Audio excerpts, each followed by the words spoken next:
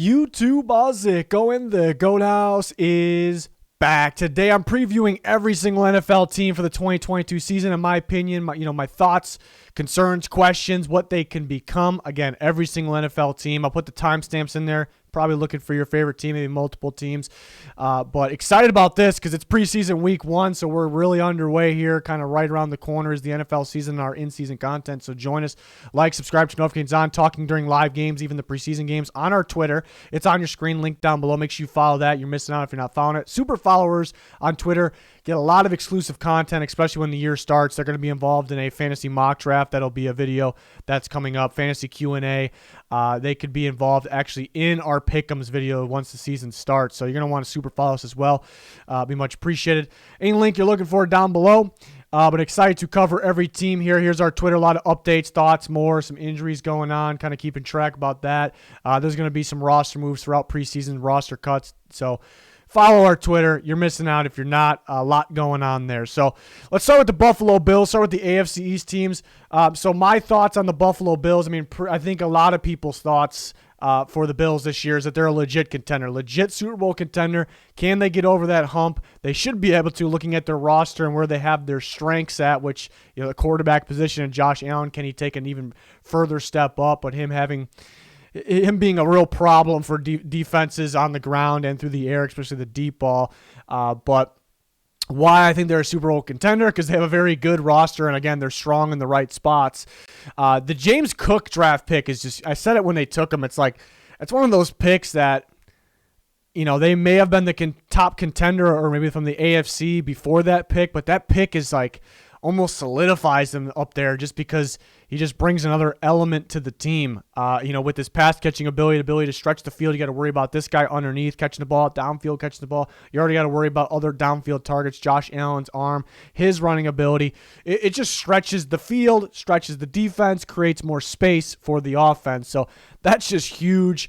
And looking at defense, a big problem before, even though it was a great defense, was consistency getting the quarterback down, actually getting to the quarterback. At some point, sacks went from being overrated. People only judge edge rushers off sack numbers because we didn't have these other numbers, to, I think, being underrated. Now everyone's going off pressure. We're like, oh, that guy had a lot of sacks. It doesn't really matter. No, it matters. Getting the quarterback down is a big difference of, him getting the ball out, especially in playoff time, big games. What could a good quarterback do if he just gets the ball out on time in that big playoff game? It could be something significant. So getting a guy like Von Miller was huge because now, they'll not only get the pressure on the quarterback, but they actually can make the play, get the quarterback down. So that was massive. I guess the question, how many games will Von Miller play? Will he stay fully healthy? I'd like to be optimistic there, but that is a question. Greg Russo, their draft pick last year from Miami, who I like a lot of upside there. I think he potentially could be a top 10 edge rusher of the future. Can he take off this year? Could that be a dynamic duo there? And then they have their rotation as well. Does Tre'Davious White stay healthy? I still feel like they have the best safety duo in football, perhaps. Edmonds, does he step up a little bit? So, there's really no holes in this roster. It's very good. I guess the question is the offensive line, because early last year they struggled a little bit, resulting in Allen kind of getting pressured a lot. But then down the stretch in the playoffs, they look legit. It was a night and day difference. So some little changes here and there, adding Saffold. I think the offensive line will be solid, but will it be consistent? The big question for the Bills, so we think they're going to be great. We think they could be maybe that top Super Bowl contender. The biggest question for the Buffalo Bills is no Brian Daboll. And I don't think anyone's really doubting the Bills, but it is, something that to be determined. How will this affect the offense? Will the play calling be different? How much different is the playbook? Wouldn't think much. How much control does Josh Allen have? How will he be if he's kind of deciding more things? So it's something you do wonder about. It's like, if the Bills ended up being underwhelming, we may be going, maybe they missed their offensive coordinator. Maybe that's why he's a head coach somewhere else. So that's kind of the big question there. But just because how talented this roster is, the weapons, the playmakers they have, the big-time quarterback that they have, the added big-time pass rusher that has won Super Bowls, these things are reasons why the Buffalo Bills should be able to get over that hump and be a legit Super Bowl contender. So that's my feelings on the Bills this year. Patriots, a very interesting team this year because it's, could they I mean, they can do all of the above. They can be better. They can stay the same. They could be worse than last year. They can do all of the above, and I say that because, well, every year is different. That kind of applies to almost every team, but it feels like they got worse on paper this offseason. In my opinion, linebackers looking a little weaker. They are younger. No J.C. Jackson, obviously, moving on from some guys there. The roster in general mainly looks like they lost rather than gained. So, therefore, are they going to be a worse team?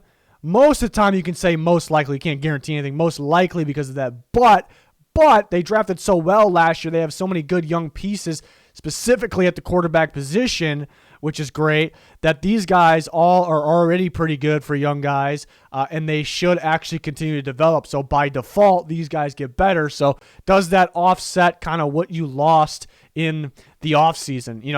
Does the development overtake what you lost? That's the intriguing part of the Patriots this year. So a lot on Mac Jones. I mean, he was fantastic last year. Does he take that step up? Does adding Devontae Parker help them there? Does other young receivers continue to step up? Does Nelson Aguilar play? Do they even have him when the season starts? Does he play better where he maybe was expected to play? Good running back group. So that's the big mystery with the Patriots, because again, on paper it looks like they got worse, but factor in development on already good young players that are still progressing at important spots like the quarterback position. If they progress that much, they actually could be a better team. So, it'd be very interesting. The defense was kind of night and day the first half of the year, maybe the best defense football halfway through the year, and then really went downhill at the end of the year there. It didn't look like a Belichick defense. So, curious to see, how they play as well. No J.C. Jackson. Judon's kind of another example. Defensive player of the year, the first half of the year, one of the guys up there, and then downhill the second half of the year. So pretty damn interesting team for this year for sure for the Patriots. Another thing that's interesting, no Josh McDaniels, and they don't really have a true offensive coordinator. But why that, going further in that, seems like they're changing their scheme up, looking at training camp a little bit, running scheme, maybe a little bit more zone looks, outside zone. So that's going to be a different look. Patriots, does that throw defenses off? Does it throw themselves off because they kind of been that same team for a bit? So in terms of the Patriots, we talked about the Bills. I thought they were a legit Super Bowl contender. The Patriots, again, they're a tough team to predict. They're contending to make the playoffs, and then they're kind of borderline in that range. Do the Dolphins pass them up? It's possible. I mean, the Jets maybe could be coming as well. But they could, in my opinion, they could make the playoffs. I don't know if they'll get further than the first round, kind of similar to last year. I can see them missing the playoffs by a game or two, perhaps. So I'm kind of in that range. Bottom line, 7 wins maybe, but I'm expecting maybe that 8, 9, maybe the top end, maybe 10 wins. What if Mac Jones is really, we see these guys, I mean, he was good last year, and we see these young quarterbacks take that major step up year 2, year 3 around there. So what if Mac Jones takes that major leap? They could be even better, so it's possible as well. The Dolphins are next, which they really improved their roster, in my opinion. They got a better offensive staff. Big question is, how would they be without Brian Flores? For some reason, I think a good defensive coach, I think it's going to be a similar defense. Got the same players pretty much, added some young guys, Channing Tindall, added a veteran in Melvin Ingram. I think they're going to blitz a lot. They're maybe the best blitzing defense in football. They got some studs at corner. I'm really excited about Jalen Phillips. I was very high on him out of Miami.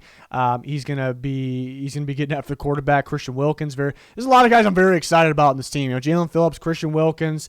Then you look. I thought Channing Tindall was a great pick. I think that's a perfect fit for that Dolphins defense. Javon Holland kind of feels like he can become a superstar at the safety position. I'm already a big fan of Xavier Howard, guys like that. So very exciting defense. I think it should be one of the better ones in football.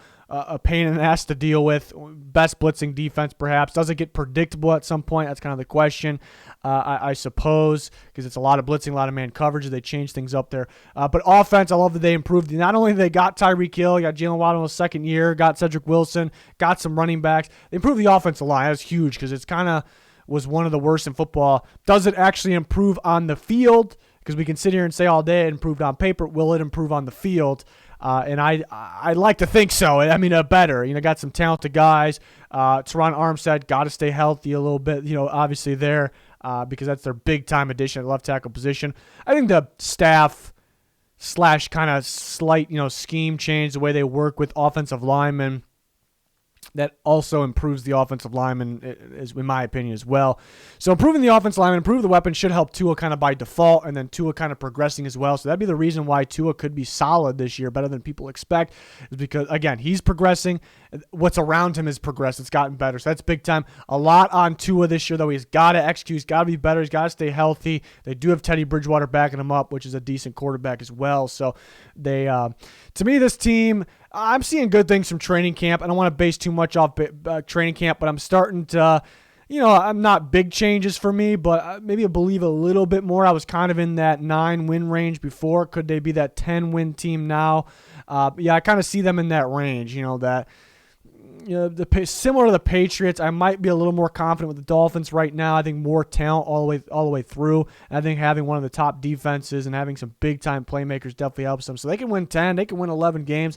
It's very possible. There's so many really good AFC teams that are contending for the playoffs. That's why some really good teams might be left out. This might be a borderline team even if they win 10 games. But it's really on Tua here. I like the staff. I like what they added staff-wise, talent-wise. So it's just the question is Tua. We know about the other guys in this team and the other units. We know what they're going to provide there. So team I'm very excited about. The Jets are going places in my opinion. I think this is a pretty good roster, a lot better than maybe what people give them credit for. Is it going to click all together right away? Maybe that's the question. I know Becton went down with an injury earlier today. It doesn't seem to be severe. We'll see what happens there. They could sign Dwayne Brown. They're talking about bringing Dwayne Brown as depth. It's just weird to see Dwayne Brown come in as depth, so I don't know what the plan is there, but, they get better if they had a guy like that. Offense is all about Zach Wilson. He's got to play better. Not really worried about the deep ball, not really worried about his athleticism, getting outside the pocket. It's just really hitting those layup throws and extending drives, what throws he should make, relaxing a little bit. That's really what it's about. A lot of times some of those guys that have that problem don't fix it. That's not saying Wilson won't fix it because he didn't even play a full year last year. We're only seeing him for a second year, and again, without the full year. So to be determined still on that, but hopefully he can fix that.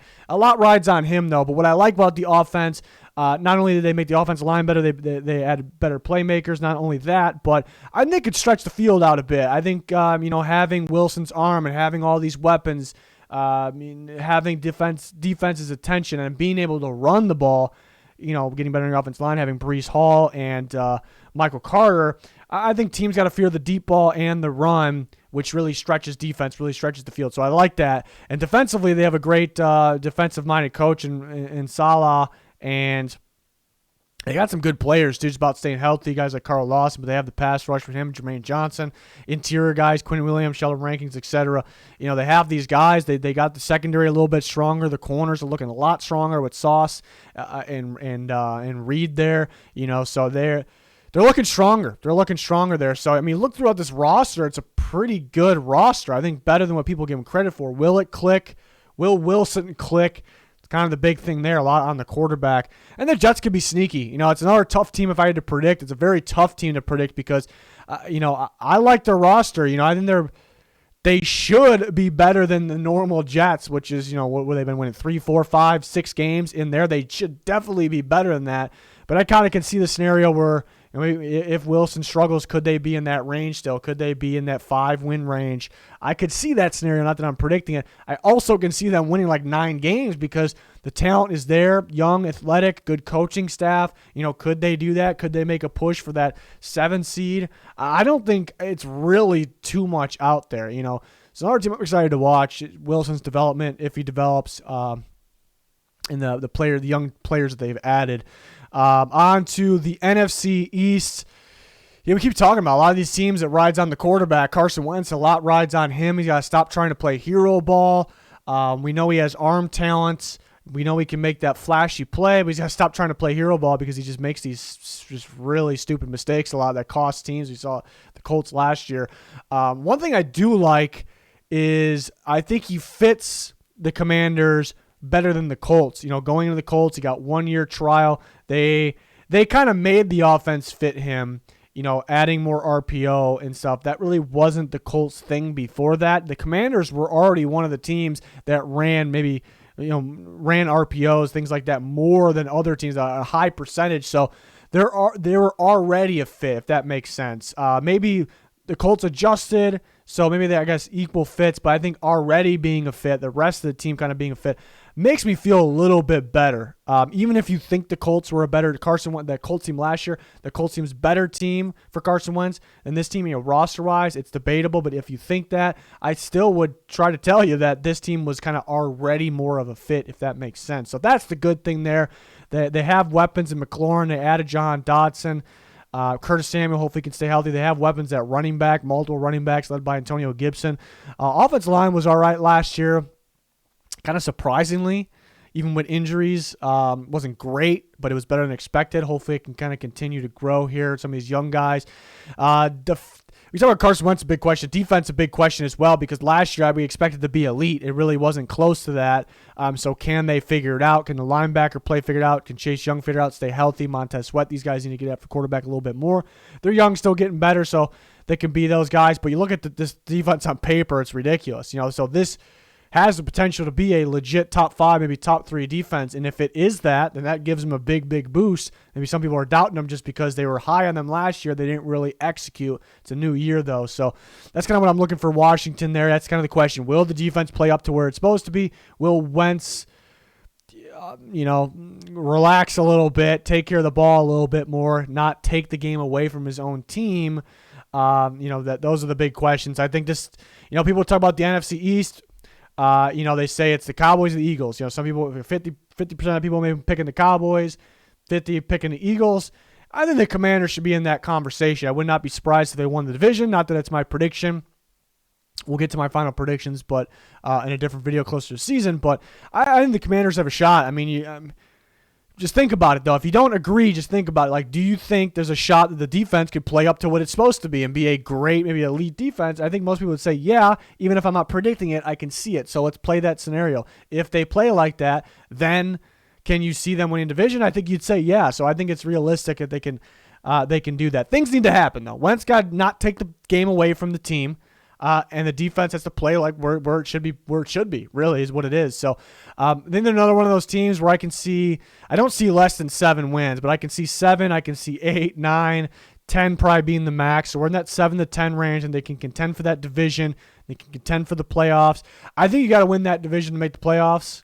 If you're the Commanders, I think if you tell me that they don't win the division, you see the future. They don't win the division, I don't think they're making the playoffs. Even though 2 teams could make it, the East feels a little better. It's just Commanders themselves, if they don't win, I don't think they're making it. So, and it's doable. They can win that. So, we'll see what the Wentz Commanders looks like. I'm excited to see if that defense plays to where it's supposed to be. Cowboys is next. The Cowboys got worse on paper this offseason. That's kind of the problem for me. Like the Cowboys, there's a good chance they're going to be a good team. I feel safe. I feel comfortable predicting the Cowboys to be, win at least 10 games. Could they win 9? I think it's possible. They could win 9. They're going to win more than that, in my opinion. Probably I might be in that 10-11 range, but I feel very comfortable with them, being a solid team. There's no big range for them. I wouldn't feel comfortable predicting them being them insanely good or insanely bad. I just would not feel comfortable at all. That's the good thing. Again, the bad thing is it feels like they got worse in the offseason. They don't have Cooper anymore. They don't have Cedric Wilson. James Washington got hurt. They don't have La'el Collins. Steele, had his moments, but he had both ways. He had some good moments. He had some really bad moments as well. Offensive line kind of looked like it took a step down last year, and it feels like it's worse on paper too. No Connor Williams either. And it was kind of a problem. Even though it was still good, the offensive line was considered good because there's not too many good ones in the NFL last year at least. It felt like it was a problem in that Niners game, the playoff game. Defense is tricky because the defense got a lot better last year. There was weeks where it was like, damn, that Cowboys defense is insane. Micah Parsons is insane. They got Trevon Diggs, big-time player. They got some big-time players. We knew that. We knew they can play. My problem is they ran so much damn man coverage, more than even the Patriots, which is where 51% of their snaps there in man coverage, and that's why it kind of got predictable down the stretch a little bit. When you know a team's in man coverage, it's very predictable. You can play better if you can predict the defense when you know they're in man. So that's the tricky part because that defense is kind of built to play man though. So do they stay? Do they stay playing that much man coverage? I'd say I wouldn't agree with that because they're going to get so damn predictable. And there's teams, some of the best teams in the NFL just torch man coverage. Like the teams with with a good quarterback and all those receivers, so that's a problem. They'll get predictable, like I said. But if they switch, are they kind of built to play that much zone? So it's a little tricky. I think there are people out there that say, well, the defense took that big step up last year because some of these young players, they're going to take another step up. I'd say not so fast. I'd say it's possible, but I'd say not so fast for the reasons I explained. They'll either be predictable or they'll be different. Will different be good for them, what they run? So that's a little tricky. But they have the playmakers, they have the weapons. Dak could actually play a little bit better this year. My problem is, they're a good team, but they never can get over the hump. They never can win those big games. Look at the Niners game. It's a game they should win, really, in my opinion. And can they do that now when they got worse technically on paper? It's kind of tough to predict. So that's kind of my thoughts on the Cowboys. They very good shot to not very good, pretty good shot to win the NFC East, shot to make the playoffs. Do I trust them to go anywhere in the playoffs? That maybe win a game. That's kind of where I'm at with them for the reasons I explained there. Eagles, I love the roster. Another one of those teams where it's on the quarterback. It's on Jalen Hurts. Take that next step. Good things from training camp. People are starting to believe in him again, but, kind of go back to last year. Some people were calling for Minshew during the year. Just a lack of legit passing game with Hurts in there, but he kind of stepped up as a passer last year, so could take that step up this year. And he is a problem on the ground as well. Another year learning the Sirianni offense. Speaking of Sirianni, that's a big thing for me is they were so bad to start last year because Sirianni's play calling was pretty more of the game plan, just pretty damn terrible. And there was already people saying, we're gonna have to fire this guy at the end of this year. And then he really flipped the script, figured it out. So keep that in mind. They made the playoffs last year. That's something I have to tell myself. They made the playoffs last year with kind of that early struggle and Hurts trying to figure it out, things like that. Now they're starting more organized, I say. I think that's a good way to put it. So that's a great sign. It's a good sign they have a really good roster. Love the offensive line. They have weapons. I'm a big A.J. Brown fan. Devontae Smith in his second year. They have running backs, about staying healthy there, I suppose. Hurts is going to be a problem. Tough to deal with for defense. Pain to deal with for defenses, mainly on the ground there. It's a game plan problem for teams. That's game plan problems, usually win games. If you have that present there. The defensively, they're pretty damn solid on defense. They got depth. They got good players and they got really good depth. Pass rush, the D-line in general. Defense or linebackers, I should say, did they get better? It was a big one. They needed to get better. Heard it's kind of Edwards and White is kind of their guys. They did add Nakobe Dean. Are they actually better, though? That's kind of one of those ones where it's like, they should be technically better on paper. How much better? Enough? That's kind of the question there. I love the cornerback duo. One of the more things I'm curious about in all of football going this year is their defense, even though I'm pretty damn sure their defense is going to be good. I like the talent there, but do they change? Last year it was very good. One of the better ones stopping the run. Didn't give up a whole lot. But they didn't blitz. They were second least amount of blitzes in football. They needed that creativity, that uniqueness to their defense, and they had Hassan Reddick, who is either a blitzer. Most of the time he kind of feasts off the edge, off the blitz game. So are they going to blitz more? Is that what they're going to do? It's weird, though, because the defense was good. If you adjust and change things, does that affect it a little bit? Or does it make it, it's kind of all over the place there. Can they have that same defense while adding a blitz game, a legit blitz game on top of it, or does it affect everything? So that's kind of what I'm looking for there. Or maybe they keep it exactly the same. Then I think getting Reddick was pointless if they keep the scheme, the play calling of the defense exactly the same. So that's kind of the intriguing part. I'm very curious to see what they got in store for us there. Mainly, though, I think either way the defense should be solid. Mainly, it just hurts. Does he take that step up there? As a passer, he has those weapons. He has the offensive line. So that's really what it comes down to for the Eagles there. It feels like they're planning for the future a little bit to maybe if we have to get a quarterback. So I think everyone's waiting to see what Hurts has for us here. For the Eagles, I think they can win the NFC East. I really like this roster. They're growing on me a little bit, potentially to win that NFC East. I could see the Cowboys or the Commanders winning it as well. But just because how talented this roster is, it's it's really on Hurts there, and if he could take that step up. So, yeah, another team. I think I'm excited about every team. I think I say that for every team, but I'm excited to watch them this year. The Giants are next. I like the staff they added. I still don't think Daniel Jones is it. I know maybe people may be upset with me with that. It shouldn't be that much of a surprise. I think he can play a little bit better this year, but I'm not hearing great things out of camp. It sounds like they're not really, maybe they're doing a little bit better job now, but not really understanding and getting together Daboll's offense, the playbook, the system. I'm sure they'll get there. Maybe it'll take some time. I question if Tyrod Taylor would be better as a starting quarterback. Will it make that much of a difference?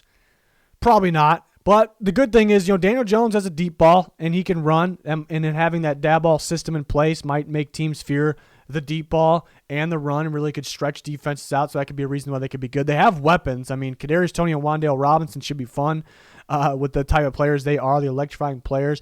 They have Kenny Galladay, they have Sterling Shepard, they have Darius Slayton. So they have these weapons for sure. I love the tackle duo. I was a big fan of their first round draft.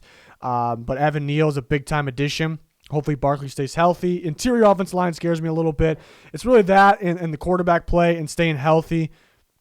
Barkley, Toney, Galladay, Shepard, Adoree Jackson on defense. Some other guys have Blake Martinez. These guys have been beat up a little bit. So that's durability is a big thing with the Giants, in my opinion. But yeah, the question is, can Daniel Jones step up? Can they kind of figure out and get organized with this offense?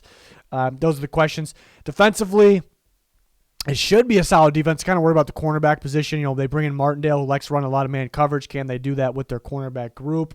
I like Xavier McKinney. And they got pieces on defense. I like Xavier McKinney. I like Dexter Lawrence for sure. I think he's underrated. I think he's about to break out as well. I like Leonard Williams' ability to get off after the quarterback. And they got my number one player in the draft in Kayvon Thibodeau, who is causing a ruckus at training camp. Not a surprise. He's got elite get off. He's a very talented athlete. So I'm excited about, that's where the Giants, I guess, could be sneaky. I mean, they have that pass rush now. It's kind of been a bit in terms of off the edge. They have Leonard Williams coming from inside, and they have Thibodeau and Azeez Ojulari coming off the edge. So I like that. They're going to blitz a little bit. They'll get creative on defense. It's really, the only question on defense is the corners maybe. Adoree Jackson staying healthy. But the big question is his offense. Can they pick up that, kind of get organized, pick up that system, that playbook? Can they get it going? You don't want to start slow when you're the Giants because, you got to start strong. And then Daniel Jones, can he figure it out there? Can he be more consistent? He's one of those guys that has those flashy plays, but he could take away the game from his own team. They were in so many defensive games last year where it's just like, take care of the damn ball and you're probably going to win. It's just a little bit of a struggle in that department. So just the bad decisions. So that's the thing. You start talking about the talent on this team. You start talking out loud about it. You realize there's enough talent to do some damage here. They got a lot of talent, more than you think, but it's just the key spots there. Can they figure it out? I like where they're heading, though. I like where they're heading. I think this is one of those teams, I think I said it before, where they could be bad this year, just because the quarterback play, interior offensive line play, learning the system, they're kind of new. I could see it, them struggling still. But it's also a team I could see making that big jump and just next year. Next year just being are they going to contend for the playoffs? I can see that for sure. So heading in the right direction, that's what that means. But yeah, it could be another struggle year. But then when I start talking about all the talent they have out loud, and what if that pass rush is pretty nasty? It's maybe they're sneaky. Maybe they're sneaky for that reason. Steelers, they got talent everywhere. It's a very talented roster. Just quarterback play holding them back. It just sounds like Trubisky has been a little sloppy in training camp, pretty sloppy, but at the same time, he's their best quarterback at camp. That's not great. You don't love to hear that. You do worry about their offensive line a little bit. They're kind of relying on, I do like adding James Daniels. It should be a little bit better this year, the offensive line, but they are relying on kind of development everywhere and then having an inexperienced quarterback, a quarterback that struggled in the past. Behind that, it's tough. Love the receivers. George Pickens is already turning out. They got the weapons. They got Najee Harris. They got the weapons. He can take that step up this year. It's just all about that quarterback play. Defensively, they took a step down last year. I really think because the run defense was pretty terrible, which was weird to see. Could it, will it be that much better this year? That's what I worry about. They had Myles Jack. Is he really a run support linebacker? Defensive line, they had Ogunjobi. I don't see it being that much of a difference. They could still struggle to stop the run. They are a little thin at corner, but with Mike Tomlin and having Cam Hayward, T.J. Watt, Minkah Fitzpatrick, these guys, they're still a dangerous defense. Making flashy plays, getting after the quarterback, obviously. So Steelers are tough because they're consistently good. But we can't predict based off a team, because they were good last year and the year before, So I definitely could see them missing the playoffs this year, mainly because that quarterback play behind that offensive line. But they have talent, great coaching staff. They have the playmakers, the weapons. So some of my thoughts on the Steelers is a question at quarterback. Kenny Pickett, I would start Kenny Pickett. I mean, if he's really not ready, then I guess you can't. But man, you drafted the most pro-ready quarterback.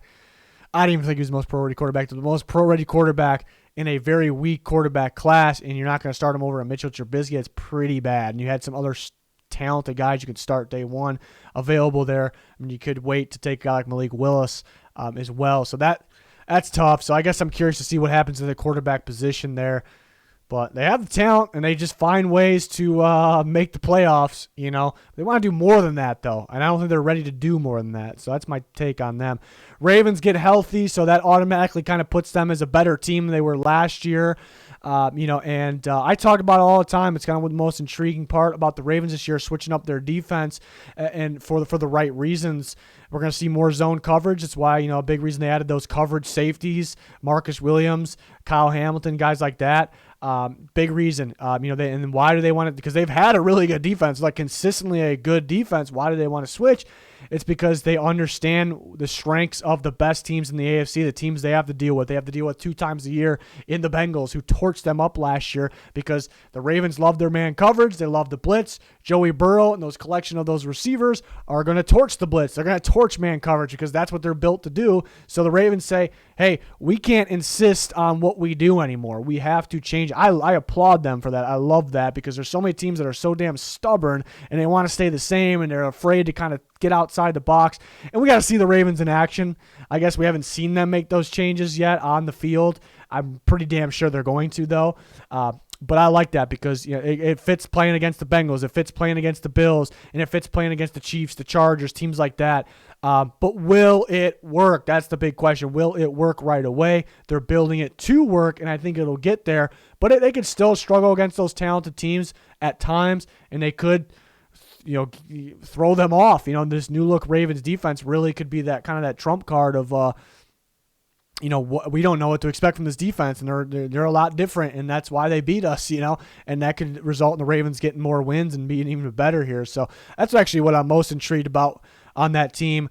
Pass rush, a little bit of a question. Hopefully their young guys kind of get going. Do they have those legit, consistent pass rushers? I'm excited about guys like Oweh. I think Bowser's underrated. But can they get consistent pressure? Are they relying on their strong secondary, but to cover forever, which is tough to do? So we'll see there. Offensively, it's just about staying healthy. Lamar is one of the more dangerous, electrifying players in all of football. Mark Andrews, top-tier tight end, obviously. Receivers, a big question. I wish they got better there. They still can. I think Bateman takes that step up. You need more than that, though. I think you need more than that to be where they want to be, because this team could be dangerous. This team can make a run in the playoffs. Can they actually win a Super Bowl, though? Right now, I hesitate to say so because they just don't have enough weapons to be consistent enough in the passing game, relying on the run too much there. But that run's deadly. They have the running back group. The offensive line should be better. Want to see Ronnie stay healthy. Ronnie Stanley stay healthy. But this is a team that I definitely could see back in the playoffs. They do have a tough schedule, too. And what happens with the Browns and Deshaun Watson definitely plays a part. But the Ravens should be in the AFC. I could have a team. I definitely will have a team that wins 10 games, be outside the playoffs. Could the Ravens be that? I don't see that higher. I feel pretty good about them in that. We'll say 9 bottom line. But what if they? I mean, I can't really predict the injury. If they get beat up early, then it's gonna be less than that. But the 9, 10, 11, 12. Can I push 12? But I'm feeling pretty good about that 10, 11 range with the Baltimore Ravens and possibly sneaking back into playoffs there. That's the thing with them. I view them as a playoff team. I mean, look at the roster, how I evaluate them. It's a playoff team. It's a dangerous team. It's a pain in the ass to deal with, and they're making that better on defense now too because it's not the predictable man coverage with a lot of blitz anymore. So I love that. Feel pretty good about them, but I think they have a ceiling at this moment because of the lack of consistency in the passing game, not having they got to get better at receiver basically, and not having that consistent pass edge rush that continues to get after the quarterback. Those are key things to win a Super Bowl there. So although I'm pumped about them, they're going to get back on track. They're going to go to the playoffs to possibly win some games there. I do think they have kind of a cap, kind of a ceiling a bit, which is a pretty high one at the same time. Like, even if you can't win a Super Bowl, they can get pretty far. So I still think to win the Super Bowl, I think they have a little bit of work to do. I think they're heading there, though. The Bengals, Bengals are interesting, too, because there are maybe some people that would say, okay, they made a Super Bowl last year. You may say they could have won that game. They very easily could have won it. Definitely could have. And the problem was one problem, the offensive line, and then they made the offensive line better. Therefore, the Bengals will be back in the Super Bowl. They can win the Super Bowl. And to me, I'd say you can't really say it like that. I think they could be because they're a very good team, but it doesn't really work like that. Every year is different. Every team's different. Now this year the schedules are different, so they got to go through it again here, but they are a contending team, in my opinion. They can win the Super Bowl because they're just that good of a team here. Joe Burrow can continue to develop further. They did improve the offensive line on paper. Will it be improved on game day? We'll have to wait and see. I think it should be, which can improve the running game as well. They have the talented receivers, obviously. Tough situation to deal with them because you got to worry about all those receivers evenly, and then you got to worry about the run game as well. That's why the Bengals are dangerous there. And they have solid play calling as well. Big reason their offense was very good last year. Defensively, they played surprisingly very good last year. Like, they were not supposed to be a top 10 defense as good as they were down the stretch. Just looking at them on paper, I think it's very well coached, and the players were better than expected, underrated players. And they got guys that are pretty versatile in terms of their – that's the best thing about the Bengals last year. Like, you never knew what that defense, coverage-wise mainly, like, you never knew what they were going to be in. Like, that was the beauty of that defense. Like, there's so many defenses that, we know they're going to be in. We watched the film. They're going to be in man coverage. They line up like this, they're in man. Or they line up like that, they're in zone. They mainly run zone, so that's what they're in. The Bengals were not that team. Like, they were switching up like crazy, and that's how really it should be. I guess you have to have the players that are kind of comfortable doing all those different things, versatile enough, so that's what the Bengals have there. So can they continue off that? That's a hard defense to be a part of, but it worked out very well last year. So to me, it feels like a Super Bowl potential team here, which they were last year. And I do think, hopefully Jesse Bates is out there. So if Jesse Bates is still out there, they got better mainly because they're offensive. If Jesse Bates is not out there, I think the defense takes a little bit of a hit in the back end there. Created so many plays. Hell, we got an interception on the first play of the game against the Titans in that playoff game. If that interception doesn't happen to start the game, because that game came down to the wire as well, I think the Titans probably win. So there's a lot of plays within almost every game you can say that with. But they need Bates out there. They added some good players to potentially replace him. I don't really care. I think they need Bates out there to be the best they can be. Can they win a Super Bowl without Bates? Yeah, I wouldn't rule it out, but I think they need him out there. Eventually, maybe he's got to get out there just because he's like, that's my team. I want to win a Super Bowl, so he's going to have to play perhaps, so we'll see. But, yeah, I think this team's talented enough to win. AFC is very, very tough, though, so it's also – you can't really say any team's safe in the AFC because it's just there's so many good teams, and you can slip up, some weeks and – that in 1 week, and that'll be the difference. So that's a tough part there. But I'm curious to see if the offensive line improved like it should have, because on paper it looks like it has. So that's what I'm curious about. I'm not really worried about Burrow. The receivers are all going to mix in. They're all going to be good. Defense should be solid again as well. I like the depth as well. So this will be a very, very solid team this year. At least it should be there, and they should be able to contend again, maybe be towards the top of the AFC. The Browns, near impossible to predict because Deshaun Watson was suspended 6 games, but it's being appealed for the full season. So is there going to be a meet in the middle? Is it going to be, nope, it's 6? Or is it going to be, all right, you won the appeal, we'll go full season? So tough to predict, tough to have thoughts on. I think roster, well, I guess it's not tough to have thoughts on. My thoughts are the roster I think it's built to win a Super Bowl. I really do. I think that roster is very, very, very talented. Will they win a Super Bowl without Deshaun Watson? Oh, hell no, they won't, because you need that quarterback's most important position in football. You need that big-time quarterback, but the roster, you have the running backs, you have the offensive line, and the receivers definitely could be a little bit better. That would hold them short, I suppose, but you added Amari Cooper. They could still add somebody else like a Will Fuller, whoever it may be. But in the defense, you have the pass rush. You have the linebackers getting better. You have the guy like JOK from last year. The secondary looks really strong to me. I love that cornerback group. Ward, Newsom's legit. That was a great pick. Maybe durability concerns, got to stay on the field 100% of the time. That was the same situation in Northwestern. But I love this roster. I really, really like the roster. Just will Deshaun Watson be out there or not? If he's suspended 6 games, they can definitely make the playoffs. So I think they can be a 10-win team, 9-10-win team. But if he's suspended more, they'll probably miss the playoffs because the AFC is just that talented. And, Brissett has gotten opportunities in the past, hasn't got the job done. It's a very talented roster, though. So that's the tricky part about the Browns. But I love the roster. That's kind of my thoughts there. We'll see what happens with the Watts situation. That could definitely update things. The Packers from the NFC North. I feel pretty comfortable predicting the Packers to be a pretty good team again. Does the offense take a step down without Devontae Adams? They could. I don't think a significant step down because you still have Aaron Rodgers. You still have weapons. You have a good running back group there. Offensive line, health, I guess, is the big question. It doesn't really – we're used to for so long that offensive line being, all right, that's going to be an elite offensive line. I don't really think that's the case anymore. So no Devontae Adams and maybe that offensive line, some questions there. But it potentially could be better than it was last year because they didn't have Bakhtiari or Elgin Jenkins, and they could this year. So technically it could be better. It just has more questions, I guess we could say, as before. But the offense still should be solid, and that running game should be pretty good.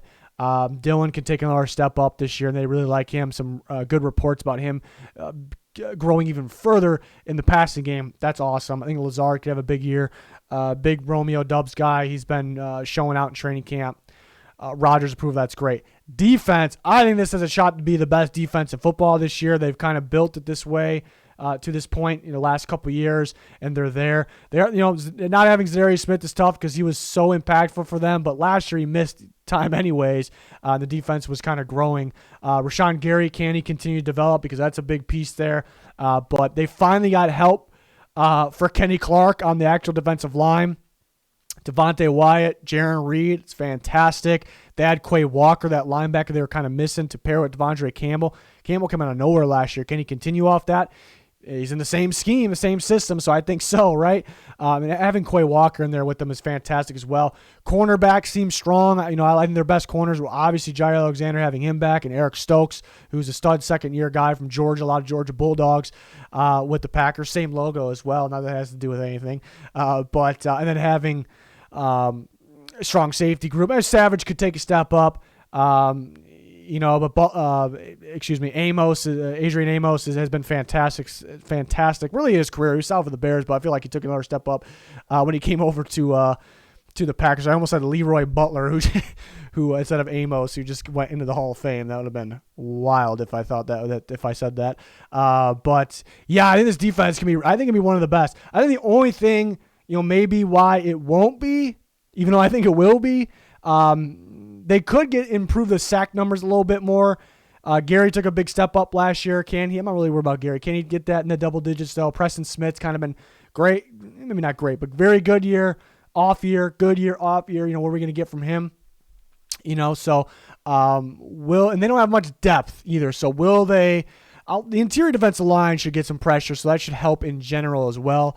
But they could be one of those teams where they won't be the top pass rush team, but they'll be one of the top defensive teams because how good they are as a whole. So defense could actually be the strength of this team. So it is kind of tough because this defense is probably the best it's been in a long time, and now the offense might have just got a little bit worse losing Devontae Adams.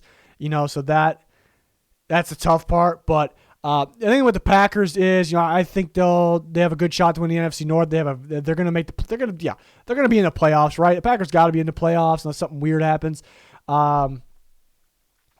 They've had a cap. They had like a ceiling before, though. That's the problem. They've had that ceiling. It's like, and every year it's like, this year is different. Like, including myself, think that this year's different. They can go the distance within the Super Bowl, and they can't do it. So what makes this year different? The defense could be better. It could be elite. Could be the best in football. I mean, they were damn good in that 49ers game as it was, so that really wasn't the issue. Just being consistent on offense, mainly with the receivers getting open, getting over that hump, so that's the tough part. Does that still exist? That's kind of the thing with them. So not one of those teams where it's like, they're like guaranteed to be good. They can, and I'm not doubting them to win a playoff game. I think they win a playoff game, win two. Can they get by an NFC Championship game? without Devontae Adams and kind of being that similar style team. That's kind of the question with the Packers. The Vikings got a lot of talent. Now, can they put that talent together and make the playoffs? I think it's possible. That's the thing when I think about the Vikings. It's like, they have Dalvin Cook, they have Justin Jefferson, they have Adam Thielen. They're getting the offensive line together, too, it looks like. Looks like they got one in Darsaw at left tackle. And they have Brian O'Neill already. But defensively, they have Harrison Smith. They have Eric Kendricks. They have a stud pass rush duo with Zadarius Smith and Daniel Hunter. They got studs everywhere. But is it going to translate to the field? I guess staying healthy is kind of the big thing for them because they've had some of those guys beat up these last couple years, some of those guys. That's the big thing with that pass rush group, that edge rush duo, I guess. It could be maybe the very best football, one of the very best, but both guys were hurt in the past. So health is kind of the big thing with the Vikings. I think if Kirk Cousins plays where he played last year, I think he'll be fine. And the offense will be fine. It was actually a very productive offense. Now you have Kevin O'Connell in there. It should help it even further here. This is one of those teams where it's like they probably should be better than what they're going to be or what they are. So really no excuses there. I guess if they're beat up, there's nothing you can do about that. But they should be. It's one of those teams. Like they should be pretty damn good, but will they be pretty damn good? That's kind of one of those teams there. Defensively, it's about staying healthy with the edge group. I guess corner's a little bit of a question. I thought the Patrick Peterson played well when he wasn't hurt last year, so kind of going back to health. Who's going to start at the other side? I haven't been a huge Dantzler guy. There's been random people that really like Dantzler. Sure, he can continue to grow. I would more prefer them to go Booth, the rookie. Could he have some hiccups here and there? Sure, he could. But that's the thing with the Vikings is I guess everything's kind of new. It was the same old Vikings for so long, so will they click? I guess the positive of that is the same Vikings, running the ball first, running a lot, kind of getting predictable, running that Zimmer defense for so long, and they completely switched it there where they might throw teams off. That we're used to the same old Vikings, and it's a tough game plan. I think that could present itself early on in the year. I think they can start strong because it's like, what do we expect from this Vikings team? Because they have the stud talent players, but they're so much different at the same time. Tough game plan, maybe. I think maybe eventually it could be figured out, though. Can they win the division over the Packers? I think it's possible. Will they be consistent enough? That's a tough part. They beat the Packers last year in the one game Kirk Cousins played. So, that's, it's a different team than last year, though. So, I think the Vikings could be a playoff team. I think they should be a playoff. It's, again, going back to that, that's how I view the Vikings. Like, they should be a playoff team. But will they be a playoff team? Maybe we're used to just doubting the Vikings or watching them blow it, But health, big one there. Big one for the Vikings. I think the offense will produce. I guess defense a little bit up in the air, and they'll get some pass rush. So they can win. It's a team that can be maybe a pretty big range. They could be anywhere in the range of 8 to 12. I'd probably shorten that and say the 9 to 11 range is where they should be. The Bears could struggle this year. Are they okay with it? No, I guess it's a weird way of putting it, but kind of, because they kind of put themselves in that rebuild stage. A lot of money next year. They'll be able to draft in the first round next year. So they're a team for the future. They view themselves as, so they could struggle a little bit. I wish they put a little bit better talent around Fields. Offensive line starting to get a little bit better, better receivers, but besides Mooney, I wish they had. They got a good running back group there, I suppose. Could they be sneaky? I think they could. Running Fields could be the key there. I've seen some read options getting added into training camp, that offense. So could they be a problem? Could you be going into playing the Bears? Like, we got to deal with Fields. Where is he going to run? So that's why they could be sneaky and get some games there that you wouldn't expect them to. Defensively, they don't have like the D line they used to. The pass rush, I suppose they still got Robert Quinn, who went off last year. But I like the secondary, and the secondary is pretty solid. We'll see where Roquan Smith fits in there if he plays this year, I suppose. I like Eberflus, and they should be more disciplined with him. But at the end of the day, Fields is trying to progress, and he could. They didn't really build around him in the best way, and they opened up some holes on defense. They put themselves as a rebuild team, so I think they'll be that team. So I think they'll be. Could they be contending for the first pick? Again, I think they can rip off some wins that maybe you wouldn't expect them to, just because the difficulty of dealing with Fields' legs, perhaps. But they could be in the bottom portion of the league for just because they're not ready yet. Lions, I feel like a lot of people every year say the Lions can be sneaky this year. So, but the Lions could be a little bit sneaky this year because they got some talent. They got some good young talent that could continue to progress. They got a good offensive line and better receivers around Jared Goff. Good running back group. Can they stay healthy? Looking at guys like Swift, Chark. I guess that's a big question. Durability of Kuda on defense, if he's even the starter. That's a question there. But you look at the offense, it's kind of like, do they have a hole on their offense? Like, I know they could have a better quarterback. He's not having Goff is not a hole in my opinion. So pretty complete offense. Can they get it together? Defensively, I like some of the young studs they have. Every unit should be a little bit better. Do they have a star unit or a player that's going to take over though? I guess that's the question. But I think a more balanced team, I'd say. Definitely a more balanced team than given credit for. So they could be a little sneaky. They can get some wins. Looking at the division, you view the Packers, the Vikings is better, but they could beat the Vikings, in a game. Could they? I think they could. So they should. I think they should be better than the Bears. Just looking at the talent on the roster, more balanced. But can they get over there, being better than the Bears? A pretty big range. I can see the Lions winning anywhere between like 4 to 9 games, kind of like the Jets and the Jags I put in that conversation. Kind of relying on development. I think the coaching needs to be better. Likeable guys, but they had some mistakes last year that cost them some games, so we'll see what happens there. But I'm not going to be one to predict the Lions to have that crazy breakout year this year, but they could be sneaky, like I said. But I definitely think they're heading in the right direction. I like some of the young players they brought in. They've drafted very, very well. It's just kind of the question is the coaching staff the right staff? And there's a lot of people that really disagree with me when I say that, just because those guys are very likable guys, mainly Dan Campbell. But if you watch last year, they made some bad decisions that cost them games. It was the first year, but, I got to see more there from them. Colts are next. I think about the Colts.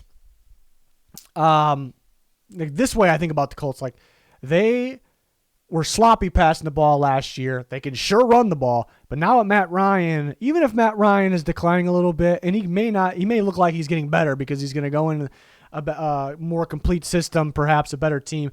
But even if he takes a step down, like, you're a lot better passing the ball. So look at the Colts. You don't really have to game plan fully for the run, or you can't just game plan fully for the run because you have that passing game as well. So are they stretching the field out big time there? They very well could be. I wish they had a little better receivers that I felt better about. Love Michael Pittman. Could Pierce take off? Could Campbell stay healthy? I wish they're a little better there. Offensive line isn't really, elite. Kind of got used to being elite. It still could be pretty solid the way they coach it up. The scheme is very, very solid. So the offense, I really like that about their offense. So they could really, you evenly have to worry about the run and the pass. Perhaps, I think. So that's the thing with them. A lot of RPO last year to get ready for Wentz. So taking it away off a Taylor giant year, could this affect the offense a little bit in some way? Maybe in some matchups, it's kind of a question. I think they're guys like John Taylor is talented enough anyways, so it shouldn't really throw them off, really. But that's something that it's interesting that they go from all that RPO to Matt Ryan system. There's not going to be any RPO probably. So that's interesting. Is that for the better? Is that for the worse? Does it really change them much? So it's just an interesting thing there. But they have the talent specifically in the running game with their run blocking and Jonathan Taylor, Naheem Hines, who looks like he's having a good camp. Could they use him a little bit more? They have that talent there to stay strong for sure. And then defense. Defense is interesting too because I actually more of an Eberflus guy over Bradley for sure in today's era. Bradley was once very good, but his defenses have become very predictable these last few years. But they made the defense better, definitely better on paper. So that's where we at there. Like the defense, we look at the defensive paper, like this defense was already pretty damn good. Is it going to be even better? It's going to be one of the best defenses, but I think Eberflus I always said this too. The last couple of years, the Colts defense was good, not because who they had on paper, but because it was a team defense, so technically sound, well disciplined. It was a defense that didn't really miss tackles, and they flew to the ball together. I've always said that the last few years, and they can continue to be that way because they have a lot of the same players. I felt like that was an Eberflus type of defense, the way he coached them up, as well. So are they going to miss that part of it? even though they have better talent.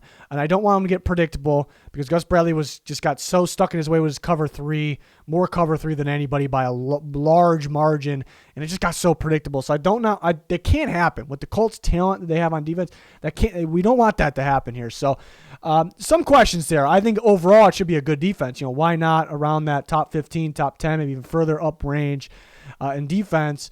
It definitely got better on paper, so I love that. So I think a pretty balanced team here for the Colts.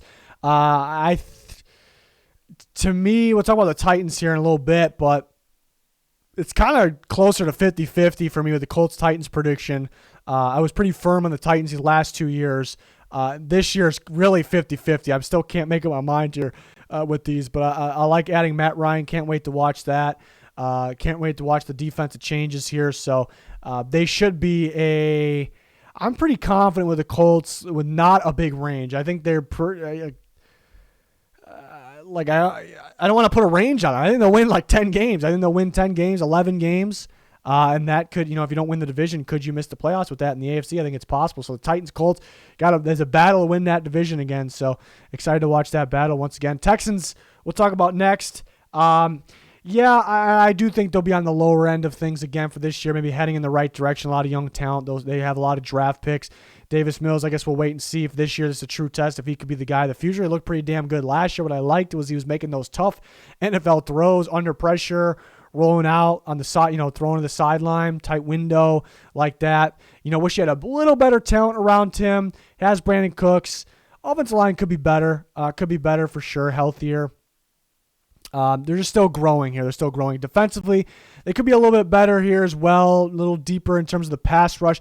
They can have a unique pass rush. Talked about that in another video. Having guys like Christian Harris at linebacker, it's kind of a unique pass rush type of guy. And then having a guy like Jalen Petrie, who's a unique, strong safety, can line up in the line of scrimmage, could blitz, things like that. So cornerback group looks kind of strong as well. With Stingley and Nelson, so I like that. So they're a better team on paper for sure. Could they were starting to be a little sneaky. They were getting the Titans some problems.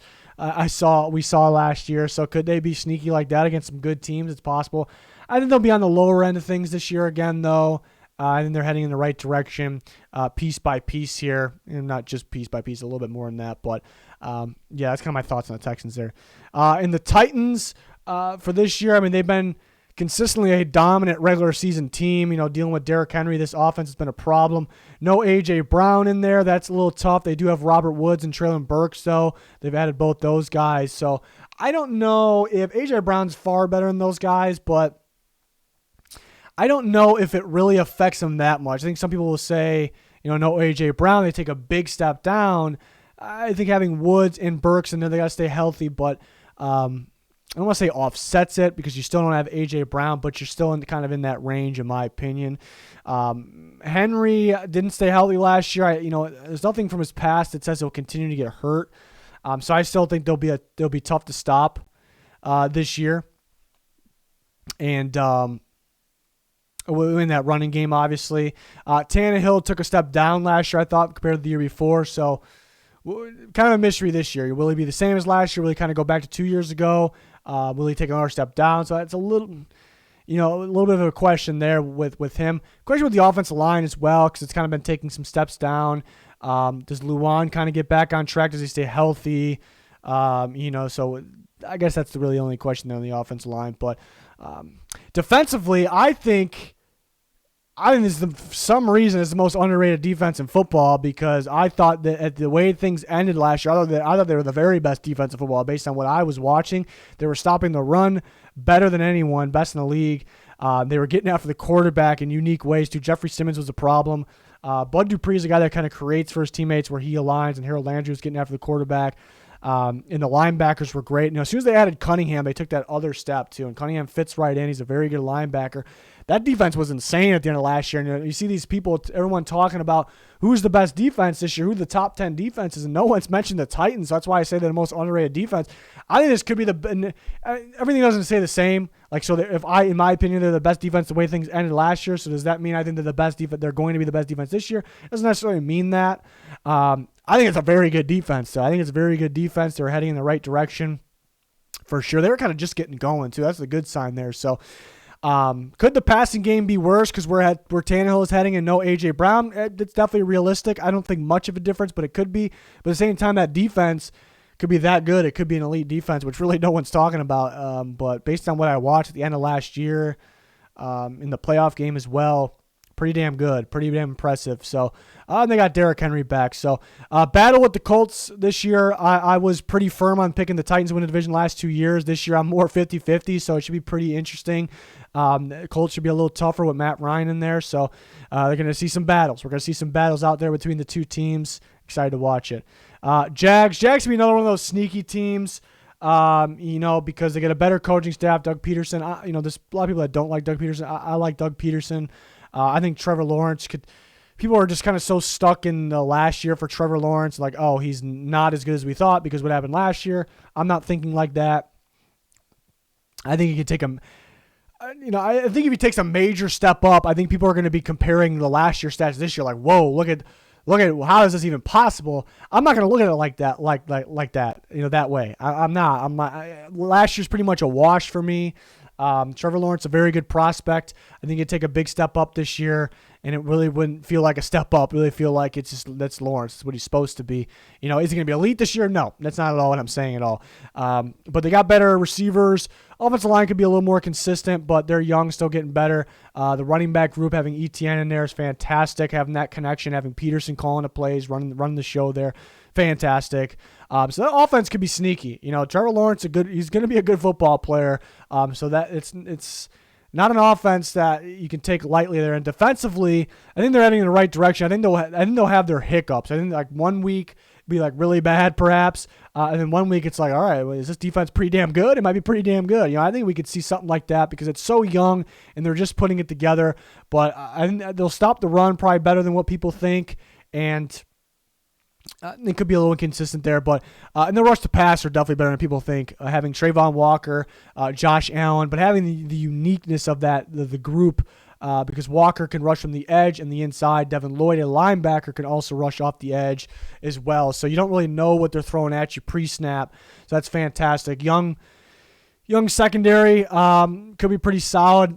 Could have some hiccups here and there. Adding Foy Aluokun is big for that linebacker group as well. So it could be a sneaky team. It's one of those teams with the range, like kind of like the Jets. Like I could see them being. There's a scenario where like, all right, it's the Jags, right? They could be that 4 or 5 win team because of the Jags. It's definitely possible. They should win more games than that. But I also can see kind of the 9 wins because I think they'll have a pretty good quarterback and they have some weapons. They're better coached, they're more well coached than they were. They got a unique defense, so they can possibly get up to the 8-9 win range as well. So could be a sneaky team. That's my thoughts on the Jags. Definitely heading in the right direction. Panthers. I like a lot more than other people, I think, because since they added Baker, I think it's a major step up in what they had. Even if Baker doesn't play that great, I think it's a major step up. He's playing pissed off, which is fantastic as well. He's not. He was playing hurt last year. He's so far, before he even started, he's not playing hurt, so that's great as well. Get McCaffrey back. Durability is the question here. Baker, McCaffrey, all these guys. Can they stay healthy? They got weapons, though. The offensive line got better. So last year we were used to Darnold, who's very limited, bad offensive line, no McCaffrey. Now Baker can be limited, but he's a lot better than Sam Darnold. I don't care what anybody says, a lot better than Sam Darnold. Your playbook isn't limited. They had to take the playbook down so much last year. McCaffrey's back. Better offensive line because you got some young guys developing and they added some pieces. The highlight of that is probably like Wanu. It's not going to be a great offensive line, but it's definitely better. Defensively, their defense is pretty solid. I think they were solid to start last year. I think Shaq Thompson getting hurt kind of hurt them a little bit, so he's got to stay healthy. But Brian Burns is a stud. Derek Brown's going to get a little bit better here. Big Jeremy Chin fan. Good young corners. I think J.C. Horn will be solid. Wish they had a Dunlap when they had the chance. They need to add somebody opposite, in my opinion, opposite of Brian Burns. That'll help me with them a little further. But they got playmakers. They got talent. They got a good enough defense to make the playoffs. Offensively, I guess it's just on the quarterback play and the offensive line play elevating. I guess McCaffrey's staying healthy. But right now, as we sit today, I like what I see on paper. I think they're gonna, am I going to sit here and say they're making the playoffs? No, I'm not going to sit here and say that, but I think they can make the playoffs, and they can contend for the playoffs there. So not too many people are on that train with me, but and I'm not saying that's my prediction that they'll make the playoffs, but they can contend here. I'd like to see them add another pass rusher. Saints. Big thing with the Saints is Kamara. Kamara said he felt like he was going to get suspended 6 games, and where is that suspension? Is it coming? I think maybe they're waiting for the Watson thing, because Watson, if he's suspended 6 games and they turn around and suspend Kamara for 6 games, it looks pretty bad. So maybe they're waiting for that. Maybe it ends up being 4. He still hasn't been suspended. I don't think that's really not right. I know what Kamara maybe did off the field's not right, but it's not right for them not to decide this yet to the Saints and to Kamara. To me, it should be decided by now. I don't think it should be 6. I think if he's going to be suspended, it should be less. But that's kind of throwing me off right now, because Kamara is one of the most electrifying, best offensive players and non-quarterbacks in football. So it's playing a big part in every game matters, especially in the Saints situation where we think the Bucs will probably win the division and the Saints will be battling maybe the Panthers, the Cardinals, the 49ers, the Vikings. I'm not going to sit here and list every team. Those teams for wild card spots, and they can get in with those other teams, the other NFC East team as well, or other 2. So it's pretty tough. Every game matters. I like the roster though. I think this defense could definitely be one of the best defenses in football. It's been kind of up there. And Dennis Allen's still there. Now he's the head coach. I think the defense is looking pretty good. About staying healthy, I suppose, as well. Davenport, Peyton Turner, guys like that. But they lose Marcus Williams. I'm not really worried about it. They add Marcus May, who I actually like. I think he's a little underrated. And they add Tyrann Mathieu, as well. So this defense will be solid. It's a technically sound team defense. It's how Saints defense is. It's that Saints ball right there. They're going to be that. And they have Onyemata full season this year. He was suspended last year for 6 or so games, whatever it was. So that's fantastic. Not worried about the defense at all. Defense is going to be really good. Offense, Jameis went down before recording this video. I'm actually checking my phone to see if I got any news on that as we're recording here. Some sort of ankle injury. I'm not seeing anything. Some sort of ankle injury. So that's a little tough, but I gather that maybe it won't be that severe, but I could be wrong there. It could already be out by the time I'm recording this, so I could be looking like an idiot right now. But hopefully he's all right. Hopefully he takes care of the ball like he was before he got injured last year. Offensive line should be all right, even though they lost Twan Armstead. I'm not really worried about it. They made the receiver unit a lot better. Michael Thomas is back. Can he stay healthy? I guess durability is the thing with the Saints as well. Was a problem last year.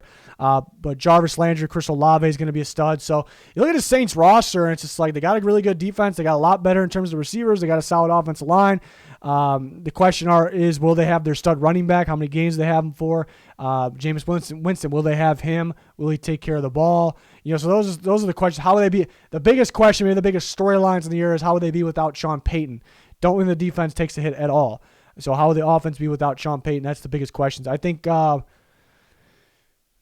terms of the range of wins,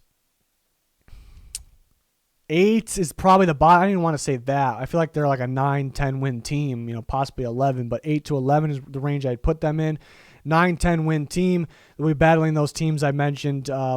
They could be even better than that. If Kamara isn't suspended the whole year and they just stay healthy, Michael Thomas stays healthy, Winston stays healthy, they could be pretty damn good, actually, the more I'm thinking about it. They could be, just kind of banking on some things there, because they put up fight with the Bucs.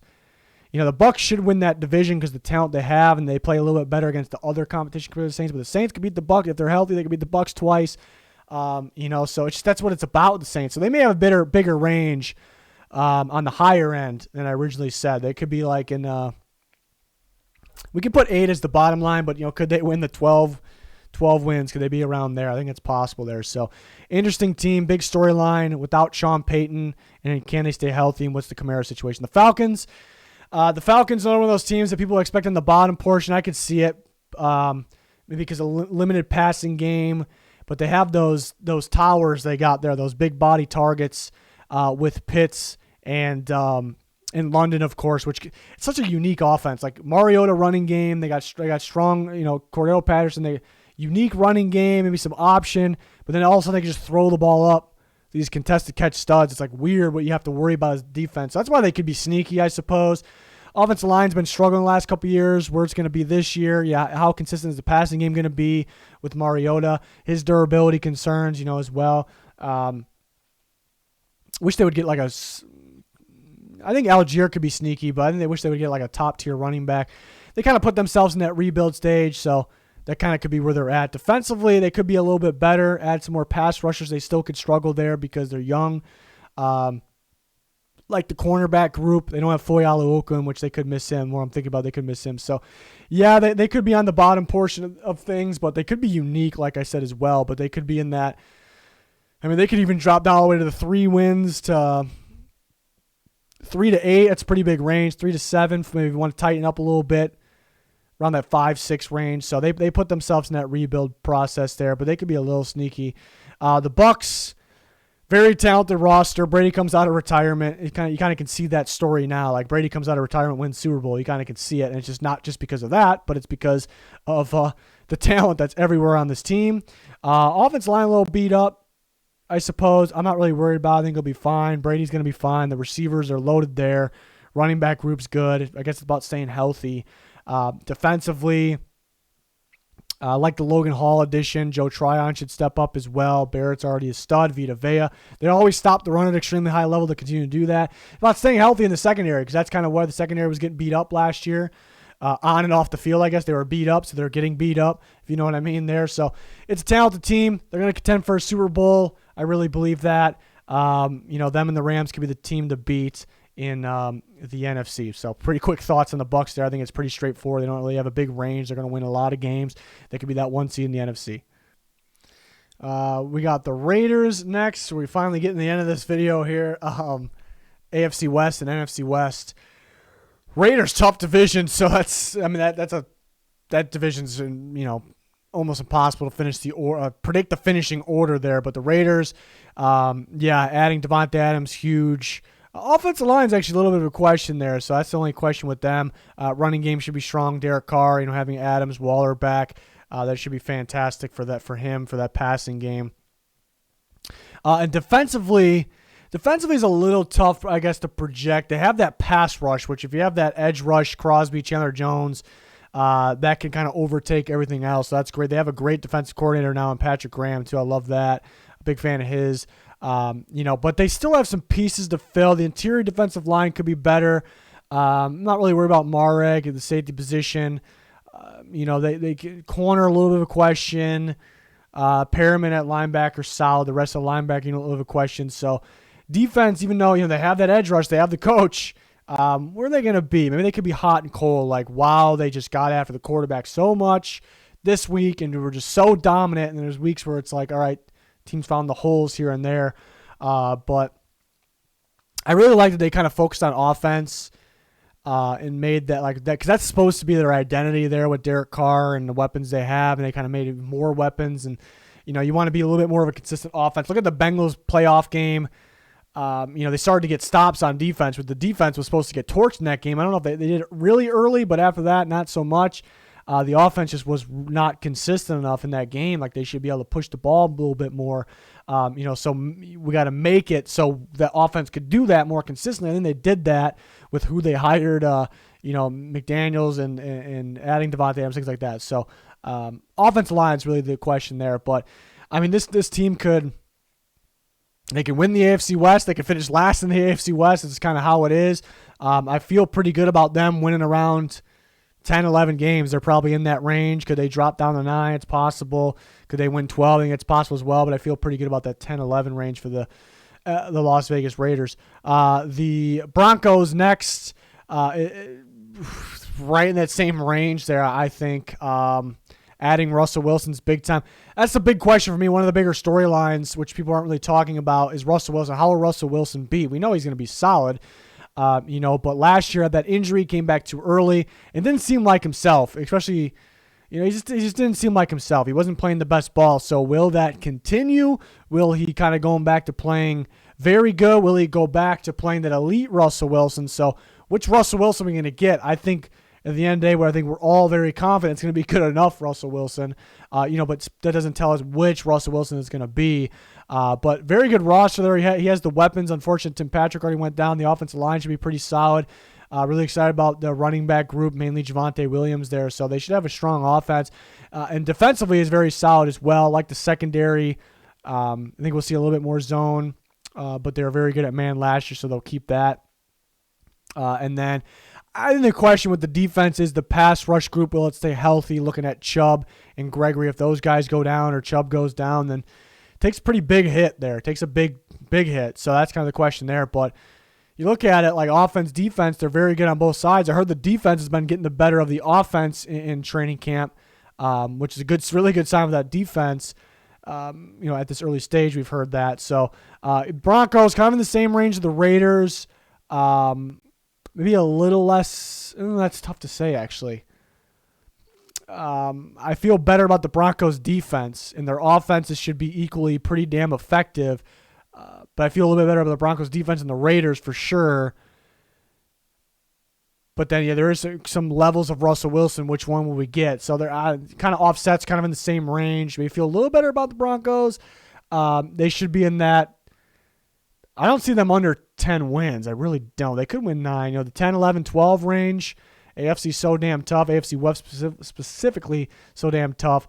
Chiefs next. We know the Chiefs will be a solid team. I think we know all these AFC West will be solid teams here. If you have Patrick Mahomes, Travis Kelce, these guys, you'll be tough. See how the running back group goes. See if Edwards-Helaire can take that step up, stay healthy. We'll see where Ronald Jones, what he can do. Pacheco seems like could be sneaky. Offensive line took that massive step up last year, so I'm not worried about that offensive line at all. It's going to be solid. I like the weapons at receiver. You go for you don't have Tyreek Hill anymore, but you're spreading it out even more. Instead of having just Kelce and Hill, because the other guys, Hardman sometimes can help. Other guys just really struggled to get the job done. You look at the Bengals playoff game, it was just drop more guys in coverage, focus on Kelce and Hill. Other guys just couldn't separate and get the job done. Now you don't have Hill, but you got Juju Smith-Schuster, that big slot that you haven't had. So that could be dangerous. They can really scheme things up open there. Valdes-Scantling, Sky Moore, and still McCall Hardman too. So spreads it out a little bit more guys to think about. So this actually could be a blessing in disguise, losing Tyreek Hill here, believe it or not. But the offense is going to produce. They're going to be very good. Juju stay healthy. Edwards-Helaire stay healthy. There's a big things there. Defensively, that's the thing with the Chiefs. Like, they're so good because their offense, they won't be a great defense. But they got some young guys stepping up. Nick Bolton, some young guys stepping up at the cornerback position. Trent McDuffie, they just drafted. They had George Karlaftis in the draft. They have Frank Clark, and they have Carlos Dunlap in terms of pass rush. So that group of 3. Could Kane-Do step up? Maybe group of 4. Could help them get them better. Chris Jones playing in the correct position from the start this year is big because they had him trying to play edge at one point last year. So back at his normal where he was at the end of the year. But full-time, that's fantastic. No Tyrann Mathieu, so we'll see how they are without him, but they had Justin Reed. Will they, a lot of cover 2, blitzing, some man coverage last year. Will they change things up? McDuffie, adding him kind of makes me think that they want to mix it up, bring a variety, add more zone coverage besides cover 2. So that could be a good thing there. But at the end of the day, the Chiefs are, like I said, in the AFC West, I think any team can finish first, second, third, or fourth, and the Chiefs are least likely to finish fourth. So that's a good sign there. They're probably they should finish in the top 2, in my opinion. So they're up there in that 11, 12, 13 win range, in my opinion. Maybe they take a massive hit without Tyreek Hill, even though they have, if Juju goes down, Valdes-Scantling gets hurt too, so that could be the problem there. We know they're not going to win. The defense can be sneaky at times, but we know they're not going to win because their defense. That's a tough part with the Chiefs, I guess, because there's some other teams that maybe don't have quite their offense, but they have a very good offense, but they also have that very good defense as well. So I'm curious to see where the Chiefs' defense is at this year. And the Chargers, who I'm excited about, big fan of Herbert. This guy looks like he's going to be an elite quarterback. If he should be this year, really. I think he will play like an elite quarterback this year. Last year, their offense kind of had those random games where they had some hiccups, and it seemed like it was against really good man defenses, which is weird because Herbert's arm strength and the talent they have, you think they would beat the man coverage. I guess the man coverage defenses that kind of give disguises and have unique ways, and it seemed like the Patriots and the Ravens, it seemed like kind of in the middle portion of the season, those defenses gave them problems. So just small thing there. Can they get over that? Can I think they will, is kind of where I'm going. Because I think Herbert was great last year, was he elite? I think he had elite games. It's hard to say an elite season, like as a whole. I think he gets there this year, kind of gets over those games. So that's kind of where I'm at there with that prediction. I think the receiver unit's got to play better this year because they just got to. They dropped the ball more than anyone in the league last year, 38 times. A lot of them came in the red zone. They let Herbert down a little bit. He could have been even better. So got to catch the ball a bit better, and they will. Think Keenan Allen will have a monster season. Could Palmer step up? Sure.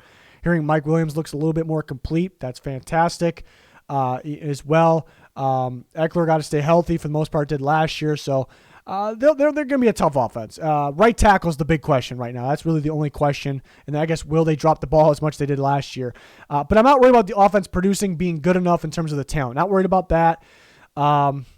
I'm not really a guy that's going to bash Staley a whole bunch for the fourth down, maybe a couple here and there, but he's going to be him. They'll convert some, they won't. Maybe be a little bit smart with those decisions. I think something I noticed, again, dropping the ball, especially in the end zone, and they had some penalties that took touchdowns away or right near the end zone. Specifically with a legal man downfield or illegal formation, things like that. So they clean that up. They win some more games there, so that could be good as well. So little things like that is when it comes to their offense. Their offense is going to be explosive. It's going to be very good. Big Herbert guy. Question is the right tackle position, and can they clean those weird things up? Defensively, they got playmakers. They already had some playmakers. They had Khalil Mack. They had J.C. Jackson. Asante Samuel could take a step up. They're deep in the secondary, very deep. So they got playmakers. The big question with them is, this is the ultimate storyline here. Question for me this year is the run defense. The run defense is the big question because they have the playmakers, they have the pass rushers. They got, again, J.C. Jackson, that playmaker, take the ball away. Derwin James, big time player there. Joey Bosa, guys like that. But if you can't stop the run, really none of that matters. And people forget that all the time. If you cannot stop the run, you cannot win championship football. The lack of people talking about that. People think it's a passing league, but run defense is so damn important because if a team knows they can run on you or they can run on you, it's kind of ball game most of the time. It's kind of, we're going to run the ball, we're going to run the clock. We're going to give Herbert, that great guy over there, Herbert, a limited time with the ball, and we're going to win that game. It's the easiest strategy to execute. That's why run defense is so important. The Chargers were so poor at stopping the run last year, but they got better on paper heading into this season. I guess the question, it's to be determined. Everyone can have their prediction here and there, but to be determined, how much better will they be? Because they actually need to be a lot better, to win, championship football. And they got better. I think they'll be better, but just how much is the question? Because I look at the Chargers team. I love this explosive offense. You need to have the right quarterback to win a Super Bowl, and they have that quarterback. They have the weapons. The offense, even though they're missing right tackle, and they have the offensive line in general, it's very solid. You have to have playmakers all over the roster. They have that. You have to have it on defense, guys that can take the ball away. More importantly, guys that can get after the quarterback. They have that. They have the Staley defensive mind guy as well. And the offenses ran pretty well. They have all of that, but the one thing is to be determined, can they stop the run? So since they have all of those other things, I am very confident the Chargers will be a very good team this year. I think they can make it pretty damn far, but can they make it to that distance and then win that final game? Can they do that at this early stage? I think they can if they can stop the run a lot better. So again, I think they'll stop it better. So that's one of those big things I'm curious about this year is how much better will they be in that category. But the team I'm very excited to watch. I think they'll win. They can win the AFC West. They can win that 11, 12, 13. They can go the distance. They can go the distance there for sure. So I think they're a Super Bowl contender in my opinion. So that's my thoughts on the Chargers. And the Rams, defending Super Bowl champions, so of course they are Super Bowl contenders again this year. And they do take a little bit of a hit though. Will OBJ be back with them? They lose Von Miller. They lose Darius Williams. So are they as good as last year? You can say on paper no, but more chemistry, second year with Stafford. So you could say they could actually get even better. Cam Akers full-time now. So they get Allen Robinson. So you could actually argue for those reasons they could be better as well. So they'll be a contender. I really feel like it's the Bucs and them at the top of the NFC projection-wise for sure. And Whitworth retires too, so they lose him. But Noteboom, I'm not worried about Noteboom. I think he'll step up pretty well. I like adding Allen Robinson, something different that they didn't have, kind of the outside contested catch receiver, where kind of gives the opposing defenses something else to think about. Like, we got to cover more ground here. We got to worry about putting a big body on this guy, and then it could even open up things more for Cooper Kupp. Defensively, I wish they're a little bit better at the edge position. I mean, they have Aaron Donald on the inside, which is fantastic still. The best in football, obviously, having the stars, across the roster. Jalen Ramsey, got Cooper Kupp, Matt Stafford, Akers could be that guy. Allen Robinson can play like that. I mean, that's just kind of what keeps him in that conversation. The thing is, Stafford staying healthy. You already hear about the elbow situation. Last year he was fine. And that's a big reason when they won the Super Bowl. But yeah, before that, it was like you start to question, Stafford's durability. Will he play every single game? A couple years ago with the Lions, like the Lions actually were looking sneaky good, and then he got hurt, missed the rest of the year. It's like, that's it. So that is something you do worry about in the back of your mind a little bit. Will Stafford stay fully healthy throughout the year? Last year, some, maybe even including myself, because I predicted them to go to the Super Bowl, my earliest prediction last year. And then even though I predicted them to be a very good team still, I didn't predict them to go to the Super Bowl after that, because I'm like, man, will Stafford make it all the way there, without getting injured? So you do, and he did. He did that. He proved everybody wrong there. But you do wonder about that a little bit. Could that be the thing that stops him short for the repeat? But they definitely could repeat. Niners are a very interesting team because it's not Jimmy Garoppolo anymore. It's Trey Lance. Now you can look at it multiple ways. Could Trey Lance struggle, inconsistency in accuracy, I suppose, and then could that, every game matters, especially when you're kind of in that, you're projected to be a wild card team battling it out with a lot of those other teams, Saints, Vikings, Cardinals, Eagles, Cowboys, whoever doesn't win that division, Panthers, could they be in there? Those teams like that, every game matters. Or Trey Lance, being so athletic, being so dominant in the running game, and how creative you can be and how dominant they already are in the running game. Could it be just so much of a factor and just so much of a problem for defenses where they're actually even better? That's also possible as well. Here he's doing a little earlier reports from training camp was Lance is struggling a little bit, but recently, big strides. So that's good. They have weapons. They're going to be dominant run game. They have the coaching staff. Offensive line, actually, a little bit of a question I'm starting to get a little concerned about. You have maybe the best in football at Trent Williams. If McGlinchey stays healthy, I'm not at all worried about the tackle position. It's more the interior. Center position, the guard positions, Aaron Banks should be all right. But they're asking a lot from him to step up. That interior scares me a little bit right now. Losing Laken Tomlinson mainly, and Mack to the center, that's tough. So could that be a deciding factor where they maybe struggle a little bit? Maybe it's harder for Lance. Maybe the running game's not quite as good. I think it'll be pretty damn good still, but because of that, it's possible. Defensively, they'll be solid defensively. It's about staying healthy. It's kind of been the thing for the Niners for the last how many years. It's like, is health, durability, will they be healthy? Because when they were healthy, they were a very good team. When they weren't healthy, there's been years where they were insanely beat up, and it's like they're not the normal selves, so that's just the big thing with the defense, because if it's healthy, the defense will be very good. Even if it's a little beat up, it's still going to be pretty damn good.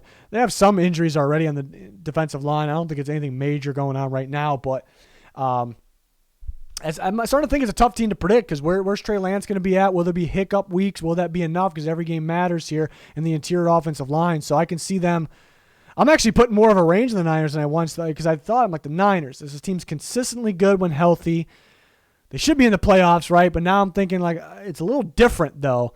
So I might put a bigger range on them where I can see them winning 8 games, or I can see them winning 12 games. So I can see them kind of anywhere in that range. I think the Rams win that division. Unless Stafford gets injured, which has been a thing in the past, and the Niners probably are the favorites, or the Cardinals perhaps.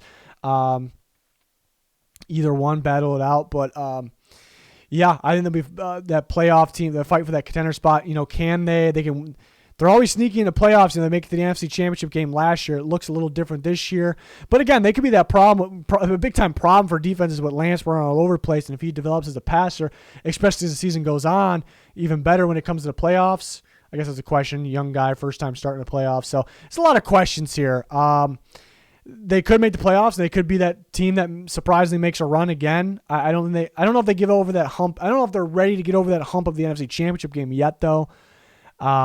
that's kind of where I'm at with them. I still think that, they got to get that interior offensive line better, and they got to get Lance progressing and developed a little bit better there. But talented team, very good coaching staff as well. Cardinals, pretty interesting because DeAndre Hopkins suspended for 6 games. They usually start the year off strong and kind of go downhill later in the year. I think it's just because they're so athletic and so tough to deal with that spread offense early in the year, that, you kind of teams get in shape and get more game film and get more prepared, that they start to figure it out. I really think that's what it is, and causes more mistakes from the Cardinals offense. So will they be different this year? No Hopkins early on, so can they start strong? They have Hollywood Brown. He got arrested recently, but will he get suspended? I guess it's a question there. But it should be a high-powered offense either way. Offensive line kind of struggled down the stretch. It's like the same thing the last 2 years. It was like they start off strong, high-powered offense. Offensive line kind of struggled down the stretch. They had more turnovers. It looked like the best team in football for a bit early last year. So wouldn't be surprised if they're playing like that early on again. Can they get over that hump? Big games late in the year, in the playoffs, can they do that? How effective? Because if they start off poorly, maybe because they don't have Hopkins, I'm not really feeling good about the Cardinals then. That's a possibility as well. Defensively, was a little worried about because they don't have Chandler Jones anymore. They didn't really get better defensively. Didn't really add the corners, interior defensive linemen like they were supposed to. So that's tough. It felt like the defense couldn't really could it be the same? That's kind of the maximum. But very intriguing. There actually looks like almost a scheme change is coming. If you look at their training, going on in training camp, going from more of a 3-4 to a 4-3, which we weren't expecting. So that kind of changes things. That means J.J. Watt is more of an edge rusher then, along with Marcus Golden. So it almost feels like they get better by default at the edge rush position. Can J.J. Watt stay healthy? And then they're playing Simmons more as a slot guy, which he was very good at Clemson, very good everywhere. And then Murphy and Marco Wilson being the corner. So that could make them better defensively. Like they're missing some guys. Scheme change might have been the right choice there, specifically for a guy like Isaiah Simmons, because he kind of can play slot and then fit the linebacker role pretty well. But they like him as kind of that star backer, they're calling it. So they got worse on paper, but the scheme change might be for the better, and it could throw some teams off if they're kind of giving old looks too. So we'll see how much of that they use. We're just kind of going off early stages of training camp still. Interesting. I'm very intrigued. So that the defense could be sneaky for that. Again, I'll say it again. Like they got worse on paper, it feels like, but they're changing things for maybe the better. So could they be better? I wouldn't expect a whole lot if they were better. It is an if. So that's interesting, but it's about, finishing, what the Cardinals is really what it is. I think offensive line, I think it's the team's game plan for them a little bit better and to kind of figure Kyler Murray out, this system out a little bit better down the stretch. So we'll see if it's any different from the past. Can they get over the hump? I think it's a team that can win. They kind of got the same range for the Niners as me. I said like 8 to 12 wins. I think that's where I have the Cardinals. So I can see them winning anywhere between 8 and 12. They're contending for the playoffs. I do hesitate to trust them to kind of get over the hump of winning more than a playoff game. They got to win a playoff game first, but they could win one. But any further than that, I struggle to predict that from the Cardinals. But tough team to deal with for sure. And the Seahawks, as we sit with their quarterbacks being Geno Smith or Drew Lock, they could be on the bottom end of the league here. For sure. They could be sneaky because their run game is pretty strong, but the problem with that is they're one-dimensional. The offensive line still trying to grow. Quarterback play a little struggling, but when you think about it, they have playmakers everywhere, though. How could a team with this many playmakers, DK Metcalf, Tyler Lockett, the 2 running backs, Penny and Kenny, and then defensively, having guys like Jordan Brooks. That pass rush is sneaky, with Darrell Taylor and Uchenna Nwosu for sure. I think those guys are better than what people give them credit for. And having Quandre Diggs, Jamal Adams, guys like that, they have studs throughout this roster. So how could a team with that many stars, be a 3-4 win team like people predict? So you could put it that way, but I just worry about them being one-dimensional and the young defense kind of having the growing pains and struggling at the same time. So they could be the. I still think they win more games than people are giving credit for, which is around 3, 4, 5 wins. but not too far off. Yeah, could they be in that 5 to 8 range, 5 to 7, 6, 7, in that range for the Seahawks? That's kind of where I'm at. If they get Garoppolo, they might be a playoff team. As much as people don't like Garoppolo, it's just a big difference in what they got, and they have stars. Don't forget they have stars. So they somehow get their hands on Garoppolo. This could be, we could be talking a wild card team right here for sure. They'll be contending with those teams I've been mentioning throughout this video that are battling for that wild card spot for sure. So pretty big difference just getting one guy. And it's not the best quarterback in the world, Garoppolo, but it's still a pretty big difference. So we'll see. I've been talking for an hour and 34 minutes. So we're going to wrap this up. Hope you guys enjoyed this video. Putting the timestamps on this is going to take some time, I guess. It's a lot, but yeah, hopefully you found your team, and there's a lot of you that probably watched the whole video. I really appreciate appreciate anyone for being here, but showing your support, it's awesome. Like, subscribe to notifications on me, much appreciated if you can do that if you haven't done it already. Follow us on Twitter, a lot of bonus content there as well. Check it out, link down below for anything you look for. That's going to do it. Thanks for watching. Goodbye.